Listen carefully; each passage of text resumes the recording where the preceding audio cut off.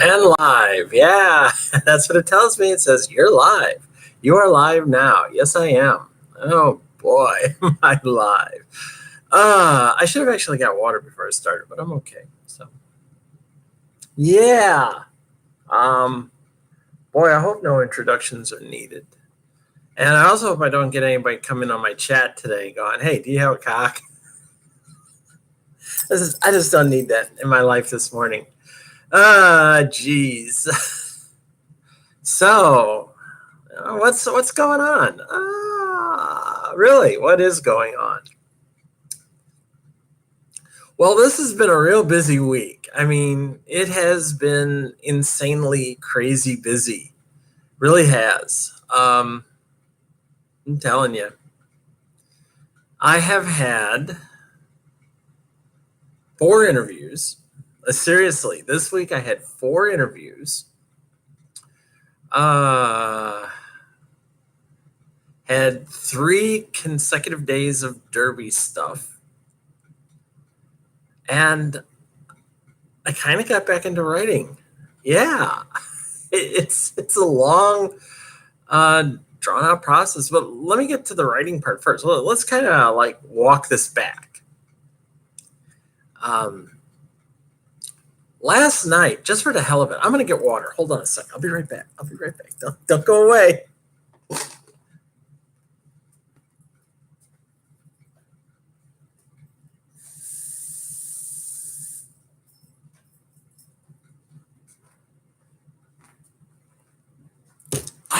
I really should prep better. Sorry about that. Yeah, last night I was around, as always, not doing a whole hell of a lot. And I decided for the hell of it to get out my first published novel, which, if you're keeping track, it's my only published novel, Her Demonic Majesty. And I actually started reading through it. And while I was reading through it, I began editing it. I started like stripping out some stuff that I didn't think needed to be there. I added a few things. I changed a few things. I actually got through like the first, I think it was 5.5 or 6 chapters. And it's something I've always wanted to do. I've been meaning to actually do it for a while, because one of the things I wanted to do was go through it and fix it, because God knows there's a shitload of stuff wrong with it. And probably put it back out as an updated version. Now, whether that'll update the copies of people who already have it, I don't know. But it'll be interesting to see. And I'll probably put it back up on Smashwords. I'll probably put it back up on Amazon. And we'll see what happens. But yeah. I actually started doing it. I may try to do the thing. There's a Kindle app that you can download, and it integrates with Scrivener, so that when you go to upload something, it just goes right through your, app up to wherever it is you're selling shit on Amazon. But I'm probably going to edit that all the way out, revise it, actually. I'm not rewriting it. I had someone tell me a while back, you should just rewrite the whole thing. I was like, The funny thing is, when I was going through it last night, I'm reading it, and you could see where I was starting to actually write it kind of like the way I write it today. There was very few of the she said, they felt, she whispered, stuff like that. I only had to change a little of that. Most of it was already pretty succinct. I had a couple of things where you could tell the person was thinking, and it said she thought, and I removed all those. But yeah, I probably spent about an hour and a half editing and getting snapshots of everything, and then editing it down with the intention of putting it back out there. And if I see something that looks like, I could add some shit here. I'm really amazed at how quickly the narrative flowed in that novel. It actually only covers about 2.5 days. The entire novel, 86,000 words. it actually covers about 2.5 days. And just reading through it, the narrative of it just screams. I mean, it is like the fastest thing in terms of what's going on in a story, it just goes at kind of a breakneck pace. It really does. It's kind of unusual. And there's also stuff in there where I began to see like little things that I carried over into the Foundation Chronicles. Like anyone who's not magical was called a normal.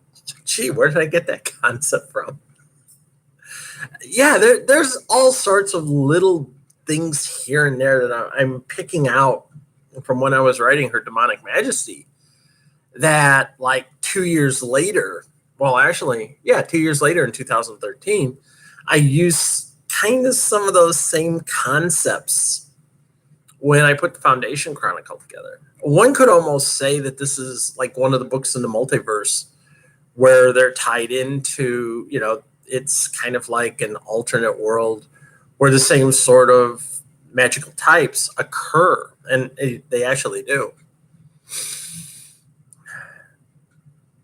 But I was really enjoying it. And yeah, I will do it all the way out. And once I get it done, anybody who wants to, I'm actually thinking of dropping the price on it. I'm selling it for $2.99 right now. I'm thinking of dropping the price down to like $1.99. Just sell it for $2, see if I can generate any revenue off of it. But yeah, my first novel. And maybe the thing to do after this is once I'm done with that, go back and edit another first novel, which would take longer than a couple of weeks to do. Trust me.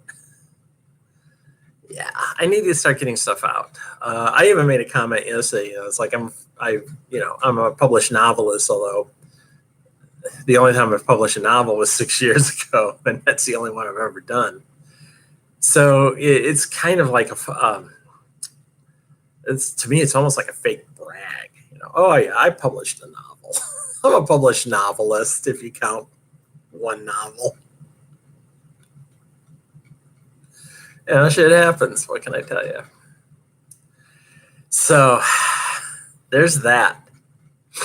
And I'll go through all that. And then maybe that's what the urge to edit hit hard.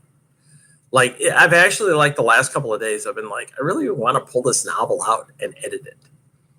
Should I pull the novel out and edit it? I mean, I really was. It was like, I should do this. And oh yeah, I mean, there's some crazy shit going on there. I was really surprised that it's as good as I think what it was when I was writing it and editing it and getting it ready to put up for publication, all I could see was the shit that was wrong with it. And I have admitted, I put it out there and it was just full of like grammatical errors. And, I found instances where I had like 2 periods at the end of a sentence. And I had one where here was the end of the sentence and the period sounded like 2 spaces. I'm like, what the hell was I doing there? You got to remember, I originally started writing that in Microsoft. Well, no, that was Kuntilanik. I started working and writing in Microsoft Word. This was actually my first novel I ever published in Scrivener. I mean, it was the first time I wrote anything in Scrivener, and oh boy, I had absolutely no idea how to work Scrivener at that time. So, but yeah, I'll get that done. I'll get it up, and we'll see. Maybe I'll, maybe I'll get out A for Advanced and start editing it, because it really does need it. And if I can get it edited, start putting shit up. I have a friend who actually has told me, she said, if I really want to generate buzz for myself, what I should do is since that novel is in 3 parts, I should start editing it and then publish each part like 6 weeks apart, And some of you probably don't remember this, but when Stephen King published The Green Mile, it was originally published in serial format. There were 6 individual parts that were published exactly a month apart. And I actually have those. They're somewhere in my boxes over here of books.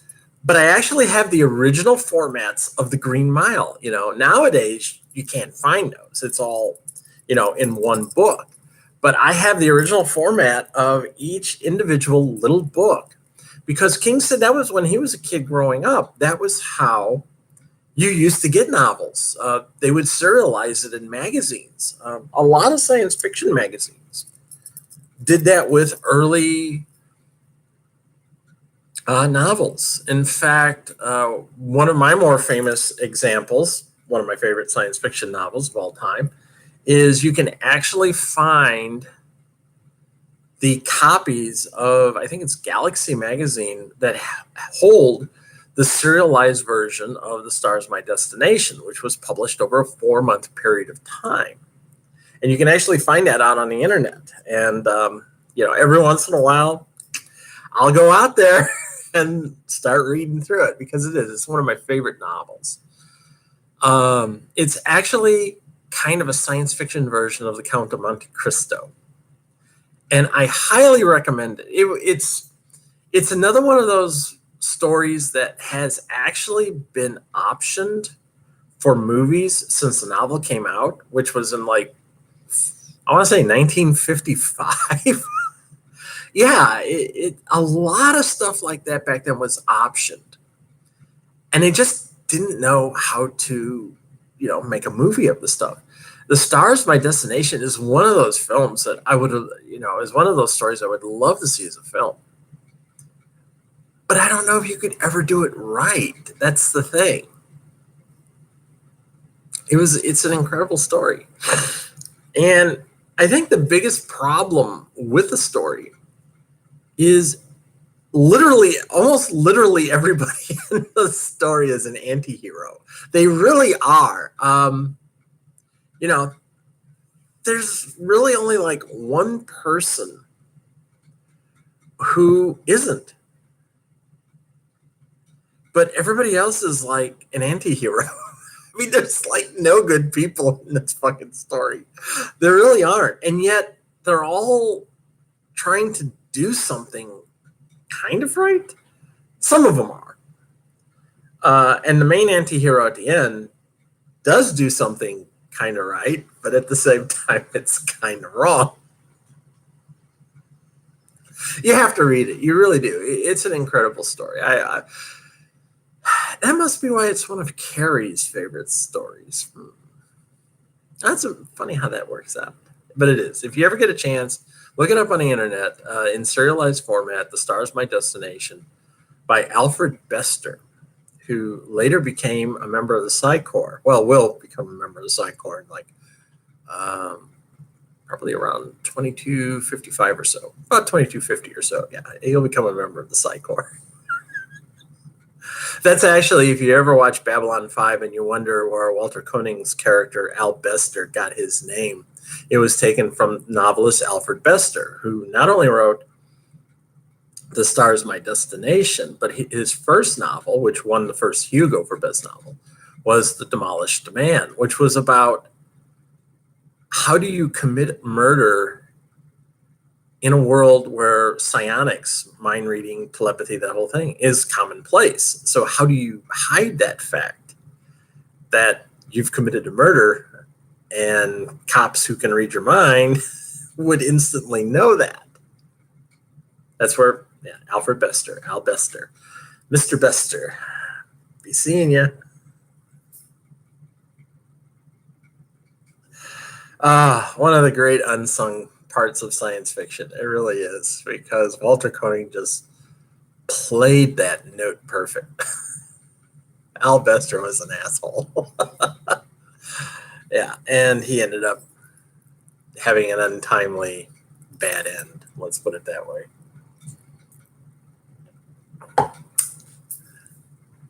Derby. Oh boy, did we have Derby this week. Oh yeah. We had bout review on Monday, and that seems like so long ago because so much shit has happened to me this week that it seems like Monday when we had bout review, it seems like a really a long ways away. It does. I was like, oh my God, it does. So we had bout review on Monday. We had recruitment night on Tuesday. We had 5 recruits. Yeah, 5 recruits come out, which, we had like 14 come out the month before. So to have 5 recruits come out, it's not bad. Actually, if you can get 10, that's a great night. Most of the time, you're going to get like 5 or 6 people come out. Let's just be honest. And one woman is sticking around. She's doing it. Had a great time. Always do. When you see the eager young faces come out and they strap on their skates and they want to try it out. We actually had 2. So there's another woman who came out as well, and she came back out. I think she's kind of like in that hesitant, I don't know if I want to do this or not. And we're encouraging her, but at the same time, we're like telling her, hey, look, if you don't think, Derby is for you, you can always become an NSO, you can always become a ref, shit like that. And then Wednesday night, well, we had practice and I was geared up, but let's just put it this way. I was sick to my stomach most of the day Wednesday. I mean, I actually went to bed with the chills. I was shaking when I went to bed at like 1 a.m. And I thought, oh Christ, I'm coming down with the flu, which is something I didn't want to do. So Wednesday, my days. Wednesday, I woke up and I didn't feel like I had flu symptoms, but I was sick to my stomach. My stomach was churning and all oozy and fucked up the whole day. So I debated calling off practice. I didn't feel like I had a cold, but I had this like stomach thing going on. So I went into practice and I told my coaches, I says, look, I'll do cardio because I want to see how I'm going to feel. I said, my stomach's bothering me. I don't know if I'm coming down with something. I said I would rather stay away from everybody until I see how I feel after cardio.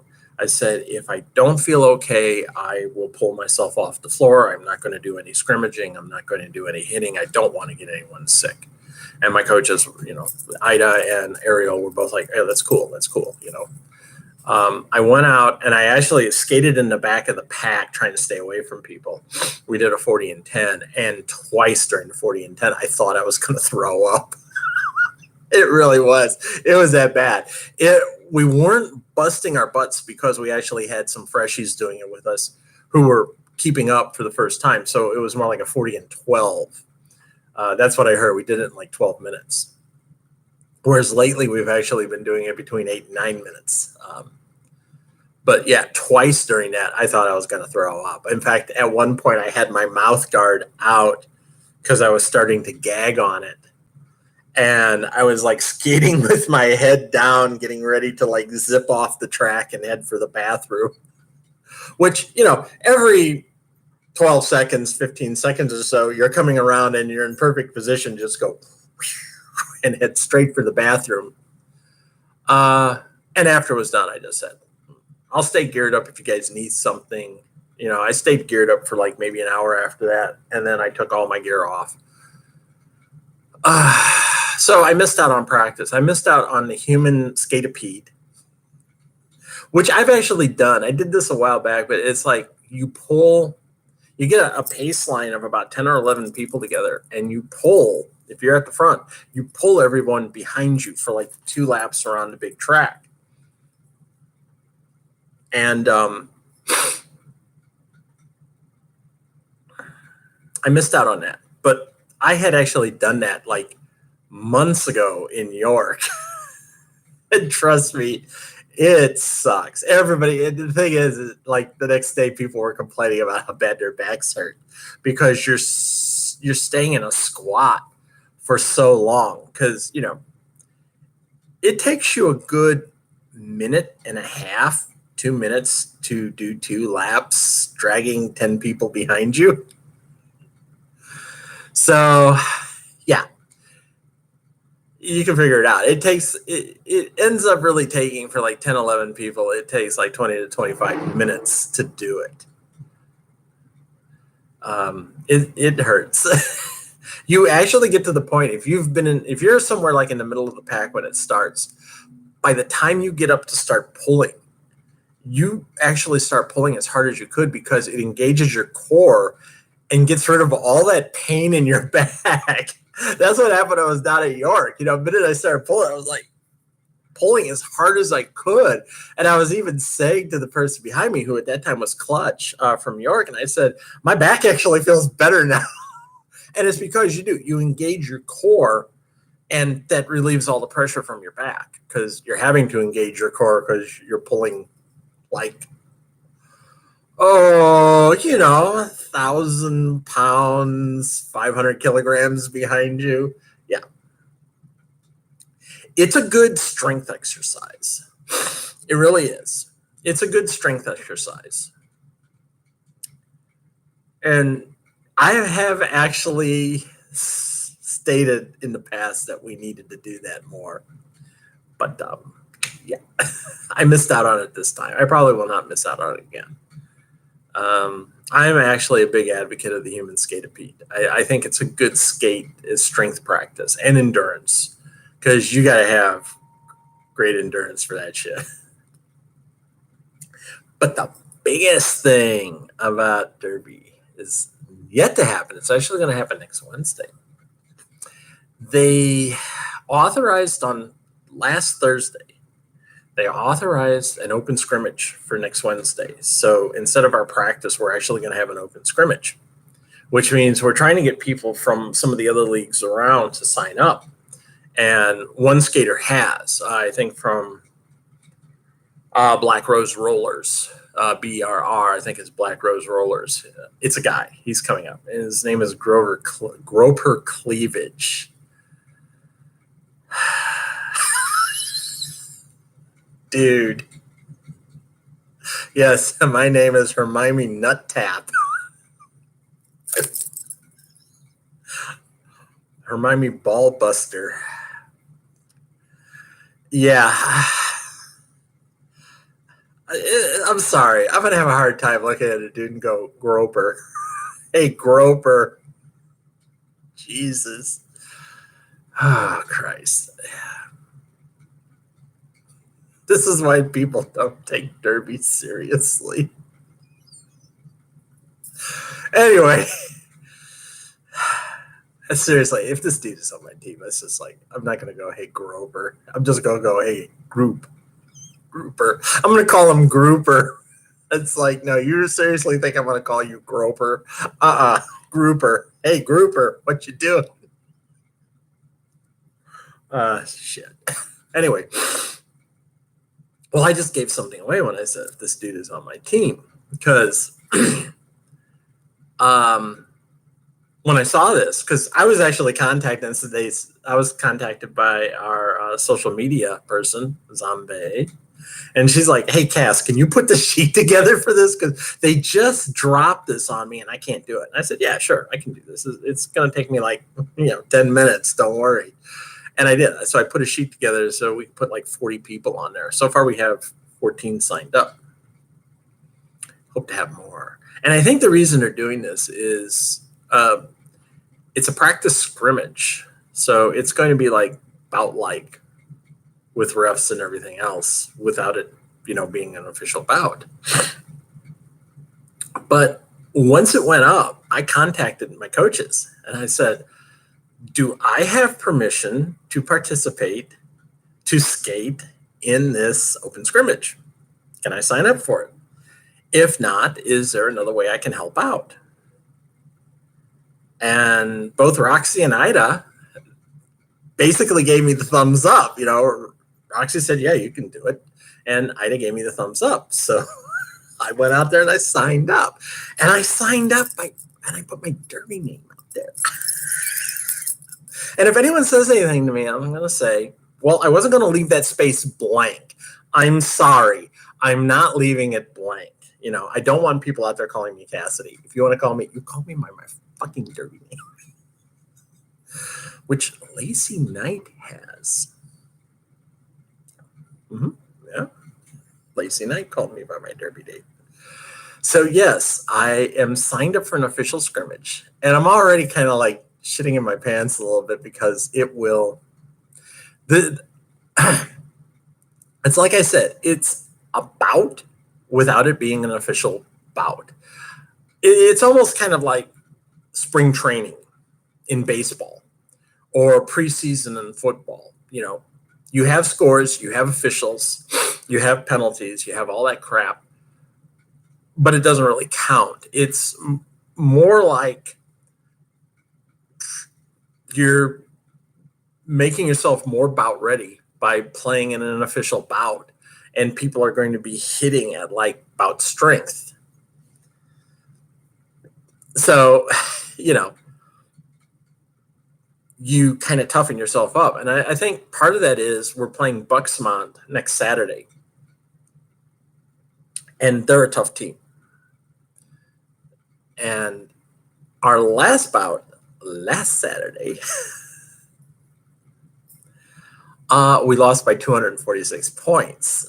Yeah, we did not win. We were not victorious. We weren't expected to win. And I don't think we beat the point spread. We actually, I think we had to beat like 100 points, and we just fell short. If we'd beaten 100 points, we'd have like done better. But no, we didn't do too good. It was a tough game. In fact, it was held in a gymnasium in a family rec center, and there was like no room to do anything. It was sort of like playing baseball in the old Los Angeles Coliseum, or playing it in the Polo Grounds, where center field was like 480 feet away from the home plate, but it was like 240 feet down each of the foul lines because you're squeezed into what essentially the reason they called it the Polo Grounds was, they played polo there at one point. So where I was set up to film, I had like the width of this table between the edge of the outer pack ref line and the wall. I mean, I had no room to move. And I realized if I set my tripod up, it's going to be like right on the line. And if something happens, I can't move it. So I actually have, the tripods have this thing where you can pull it out, and you have like a stick. It's a collapsible stick that you can use to hold to focus. And that's how I filmed. I was actually like moving around different places, but I was holding the camera and, doing it that way. And I got some great shots. In fact, I had one in one of the last jams. It was like the entire pack, literally most of the pack came off the floor right at me. And I will admit, I took like a step to the side because I thought I might get hit here. I chickened out. Yeah. Sorry. My Derby instincts did not permit. I had a camera in my hand. My Derby instincts did not permit me to like get a shoulder down and like block people. But yeah, it was insane. So I think that's why we're having this open scrimmage. It's going to be like you're going to play bout style so that you can get ready for the bout. And I'm going to be in it. Yeah, it's going to be my first unofficial bout. Really, it will be. So, but we stayed up in the party house. That's what we called it. It wasn't much of a party house. So there was some drinking, but most people, we kept it chill because one of the rules of the house was don't be a dick. So, nobody got out of control. Nobody was like completely fucking wasted and wrecking shit. We'd have been kicked out if that had happened. and Roxy the next morning, and we were talking about stuff, and she looked at me. We were talking about certifying because I was told by Unchained again. She goes, "You need to become certified. I'm tired of being the oldest certified player." And I said, "I will certify this year." And Roxy looked at me and she says, "Yeah, you're going to certify." She goes, "We'll see to it. You're going to certify this year. Don't worry."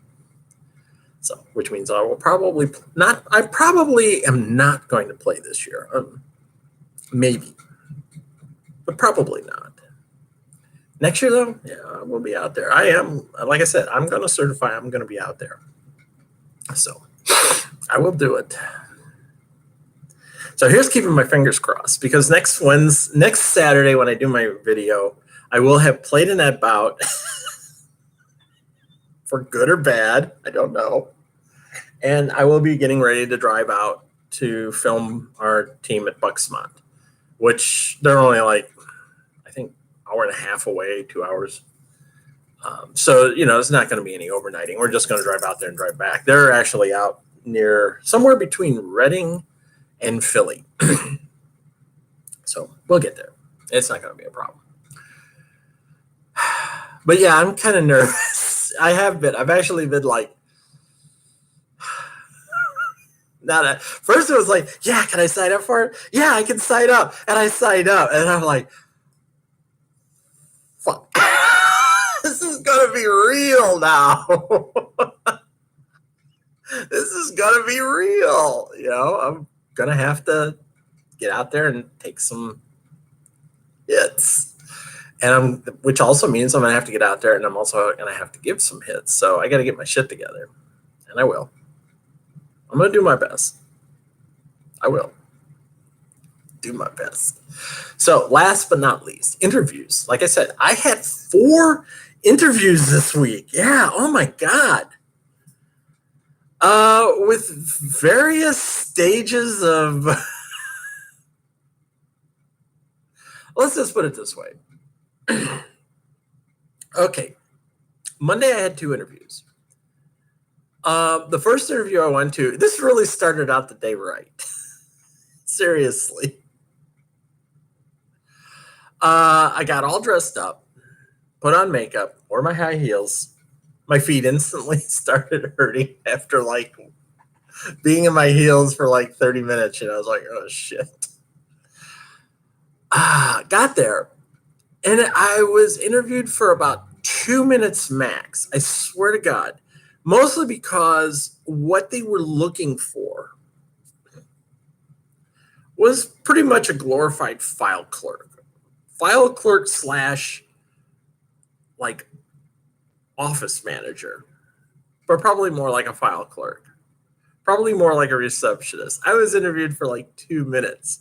And I think the question that just pushed it over the top for me was when the guy says, "Are you competitive?" And I said, "I can't answer that question. I can't. That's not a yes or no answer." I said, "That's a difficult, it's a difficult question to ask." He says, "Yes or no?" I said, "You can't do a yes or no on that. There's too many variables." That kind of blew it right there. It's like, what do you think I'm going to do? Am I a competitive person? Do you want me to like beat the shit out of someone to get this job? Which is probably going to, and they even told me it's only going to pay like $30,000 a year, if that much. So I left there. I mean, it was like, you guys wasted my fucking time. Get out to my car, and my car won't turn over. I mean, literally, the starter wouldn't even click. I just turned the key and nothing happened. And then I played it a little bit, and I noticed the lights would come on, and then all the dash lights would start flashing and shit. And a couple of times I could actually get the headlamps to come on, and a couple of times they didn't. So I knew it was the battery. Fortunately for me, there was a car next to me, and that woman had actually been inside with me, and she was coming out at the same time. And I was like, "Hey, can I get a jump off your car? My car died. My battery died." And first she's like, "I don't have cables." I said, "Well, I have cables. Don't worry." She's like, "Well, I don't know how to hook it up." And I was like, "Trust me, I know how to jump start a car. I've done this before." So we got my car jump started, and I went to the Honda dealership right away. And I went in there and said, "Look, my battery's dead. You got to help me out." And the looks on everyone's faces when they were like, so how old is the battery? And I said, it's the original battery. I have a 2003 CRV, which means the battery was 15 years old. And I mean, it just completely ass died, which was funny because I left the apartment building here. It started right up and I took off, no problems. They just, the look of shock on their faces, they were like, are you serious? I said, yeah, it's the original battery. They're like, it can't be. I go, yes, it's the original battery. Trust me on this. And they were both like, I've never heard of a battery lasting 15 years. What did you do? I said, I always had it serviced. I said, every time I'd bring the car in for servicing, I'd tell them check the battery. And so it was always being like, whatever they do to batteries, they did it. So I got a new battery. And then I went to the next job interview, which was for an insurance sales position, another one. This one was for selling policies to help seniors with Medicaid. So you're talking to people that are like 65. I had already said, I'm actually pretty good with that because I'm 61. So I kind of know what seniors are like because I'm one of them. So I went away from there. That was like, they did the hour spiel, all this other stuff. And then the next day they call up and they said, we'd like you to come back for another interview on Thursday. Okay. So now you remember how I was talking about how I was sick at practice on Wednesday night? So Thursday morning, as I'm getting ready to go to this second interview with the insurance place, I'm throwing up in the sink because I'm sick to my stomach, and I'm throwing up. And I realized I must have eaten something Tuesday night that disagreed with me because I had this happen once before where I ate something and then I was like sick to my stomach for 2.5 days. And finally at work, I just puked it all out and I felt much better. And that's what it was. It was something I digested and the bug or whatever was still in my stomach and I puked it all out. So I felt much better after I threw up on Thursday. So the upshot of all this was I walk in the door and after like 5 minutes of talking back and forth and shit, I find out that they had already made a decision that they wanted to bring me on board. I guess they had decided like Wednesday that, oh yeah, we want to bring her on board because the guy who had originally sat through the spiel with said, she presented herself well. She's well-spoken. She seems intelligent, bright. The hours and everything are okay. It would all be local to the Harrisburg area. I mean, I wouldn't have to drive maybe more than 35 miles at any one time. And for the most part, I could start my day at like 9 o'clock in the morning and end at 6 at night, which is fine. The only problem is it's strictly commission. The pros and cons of that are, if you sell a lot, there's a lot of bonus incentives and you can make some great cash. Also, your sales carry over for 5 years. So like if I started next month and I sold, say, 8 policies, I would get cash from those 8 policies in October of next year. Plus, like I said, there's bonuses and everything else. The downside to that is if you don't sell anything, you don't make any money.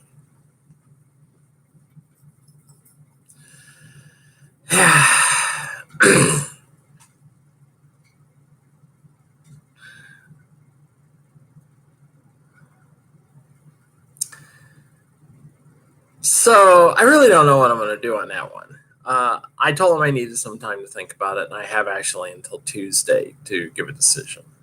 So we'll see what's going to happen. But here's the other one. Yesterday, I went for my 4th interview up at Weiss Foods in Shamokin Dam. And it's actually just outside of Sunbury, but it's right across Shamokin Dam. That's what I call it. I don't know the actual. It's something Dam, Shamokin Dam. It's about an hour's drive north, which is no big deal. I've done that before. I mean, Christ, I used to commute all the time when I lived in Indiana. So went up there, had an hour and a half interview with two people, and I thought it went really well. I haven't heard anything back yet, so I don't know what the plan is.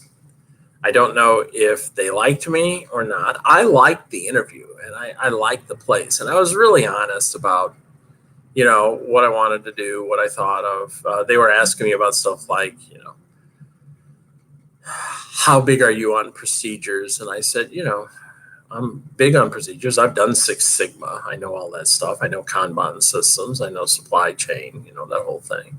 What they're looking for is a business analyst who can essentially come in there and start helping them put things together, because one of the things they explained was, yeah, we do things. And a lot of people have been doing the same things for 40 years. And unfortunately, those people are getting ready to retire. So we're looking for somebody to come in and kind of whip this all together. I said, well, I can do that. I mean, I know how to write. They said, do you have a problem writing? I said, I just wrote 1 million words over the last 5 years. No, I don't have a problem writing. And I don't have a problem editing, and I do a lot of good research, and I'm analytical and all this other stuff. So I'm keeping my fingers crossed, because even though it's like an hour drive away, it's guaranteed income. We're probably looking at a lot more money than if I'm working on commission. A lot more. So I'm hoping to hear something Monday, something good, like they liked you, they want you back for another interview. And if you get called back on a second interview, I can sell it. I mean, I know I can. So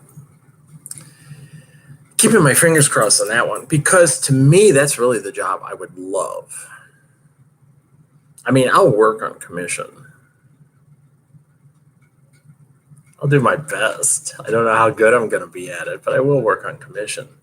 And like another person told me, they said, you do have that advantage of you are kind of talking to seniors, and you're a senior yourself. And I had even pointed it out too. I said, I think a lot of people 65 would rather talk to someone who's like almost 65 instead of someone who's like 30 trying to explain to them, oh, well, Medicaid's, this is the best policy for you. My big problem there is when it comes to selling, if I'm not sold myself on what I'm trying to sell you, I'm not going to be very good at it. I've run into this situation before. It's like I even told one person, I said, I don't necessarily believe in what you're selling. And if I can't believe in it, I can't sell it. It's true. If I'm like, I don't know, it doesn't work for me, guess I can't help you out there. So we'll see what happens. I'm keeping my fingers crossed on Weiss, but I have the fallback that if nothing else, I could just go, I'll take the job, work for commission, and then, keep looking. And who knows? Maybe I'll sell some policies. Who knows? Maybe I'll be a good salesman. Go in there and say, look, I'm 61 years old. I'm going to be sitting where you're sitting in a few years. This is what I would do. Remember not to use the line that was used in Little Miss Sunshine, where Alan Arkin was kicked out of a assisted living home for snorting heroin. And what was the lie? When you're your age, he's telling the one son, when you're your age, you're crazy to do heroin. And the mother was like, Dad, you got kicked out for snorting heroin. He goes, at my age, you're crazy not to do heroin.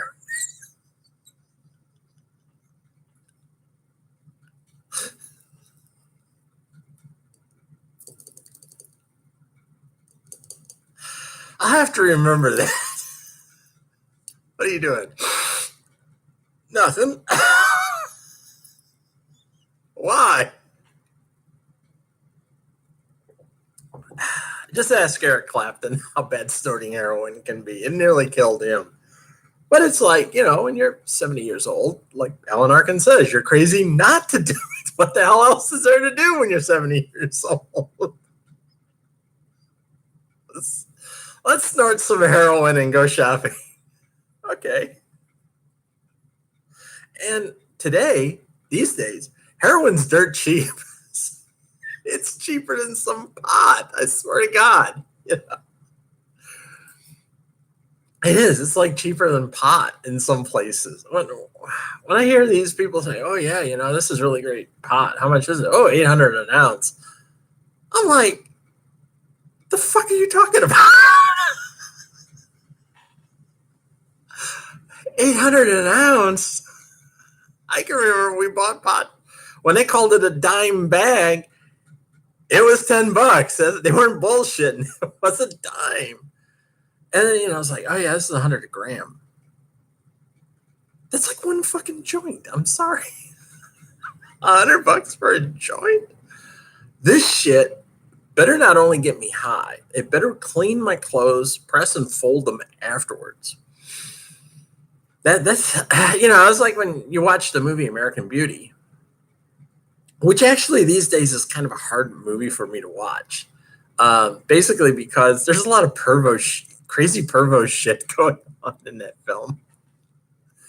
But when Wes Bentley is selling Kevin Spacey, like, God, what was it? It was like 3 or 4 grams of pot for like $1,200. I was like, holy fuck. Oh yeah, it's a great high with no paranoia afterwards. No, just give me the $100, just give me the $50 a gram shit. I don't care if I get paranoid. I just want to get high. I'll deal with the paranoia on my own, okay? And seriously, back in the day when there was pot everywhere, and some of us smoked it pretty much recreationally whenever we could, I never got paranoid on pot. I don't know what the fuck they're talking about. I always just got mellowed out. Yeah, mellowed out, grab some snacks and watch TV. That was it. Yes, there were a few times where I drove around high, and I regret those instances, but I always could handle my high on pot. I mean, if I knew we had some really strong dope, I would say, I'm not driving. Just I'm going to go home and get, let me get high and then drop me off. And then I'll just like lay in my bedroom and stare at the ceiling for a while. And then when I got older in the late 80s and my wife had a connection he was selling dope constantly. I would come home from work and we would just camp out in front of the TV, smoke a bowl, munch on some snacks, and watch television. And I can remember watching the premiere episode of Twin Peaks higher than a fucking kite. Let me tell you, watching the first episode of Twin Peaks, stoned out of your mind, was bizarre as hell. It really was. I was like, holy shit. What is going on here? Yeah, that was an experience. I remember that. But paranoid? No, I never got paranoid on pot. I don't know where they come up with that shit. I think some people do because they get high all the time and then they hear a knock on the door and they think the cops are busting down their door. I never had to worry about that because at that time I was working at Playboy. I came home in like, dress clothes, and I worked in Chicago, and the last thing I was worried about was cops were going to break down my door and haul me off to jail because I was getting high. I guess if, you just walked around and you look like a hippie all the time. And I've always noticed that unless you're like dealing in massive quantities of drugs, if you're just using recreational shit and you look normal, which is to say, if you're white and look normal, Because we know how it is when you're non-white. Even if you look normal, you're suspicious. The cops are suspicious of you. You don't have anything to worry about. That's part of that, like when they talk about white privilege. That's part of that white privilege right there. It was just like, no, I'm never going to get busted. I never am. A white dude works in Chicago, dresses nicely for work, comes home, gets high. Cops are never going to fuck with me. Yeah, and I knew that. It's just so that's part of that white privilege. It comes out. And it's just like, no, I'm never going to get busted for this shit. So I never had reason to get paranoid. I'm sure if I were non-white, if I had been non-white, I would have had reason to be paranoid. So there you go. True story. What can I tell you? Okay. God, I've rambled on here for 50 minutes. That went fast. So keep your fingers crossed that I have better news next week.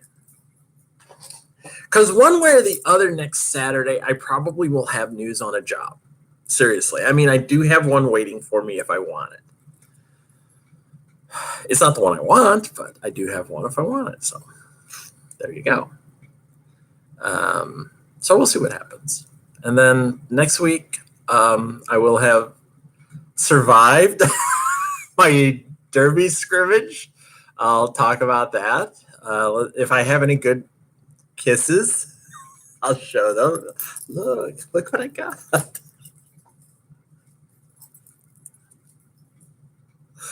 Yeah, I will share those. I'm actually getting ready when I'm done here. Look, I'm just rambling. I'm actually getting ready to go to a park. We've got our park cleanup today. But I've already put in 10 hours this quarter. You're only supposed to put in 6. I've already put in 10. I've already cleaned the park once. And I went and picked up the vest this morning because we have to wear like workers' vests when we're at the park cleaning up. So I already told the person who's organizing it. I says, look, if you need anyone to help clean up, I'll be there. Otherwise, I'm bailing out. But I'm going to be there anyway. So it's going to be like, well, I'll show up, but I'm actually going to be like, look, if you don't, you got like 15 people here. You don't need me to help clean the park. So if you want to take the vest, they're yours. Otherwise, I'm out of here. I'm going to go home because, and I probably won't. Knowing me, I'll probably sit there and go, oh, I could at least hold a trash bag for you. I probably will. I'll probably be out there walking around and I'll just tell Billy she's organizing. I'm just going to tell her don't put any hours down for me. Or if you do, can I carry them over into next month? Because I'm way the fuck over. Yeah, I mean, if I go out there and do this now, I'll end up with like another hour's worth of stuff for this quarter. And we do have people who have like absolutely no hours whatsoever. And here I am. It's like, yeah, I've got 10 hours already. I basically said, I think I'm done for the quarter. So I'm going to let you go. Everybody have a good time. And one way or the other, next Next Saturday, I'll probably have a lot to talk about. Take care. Bye.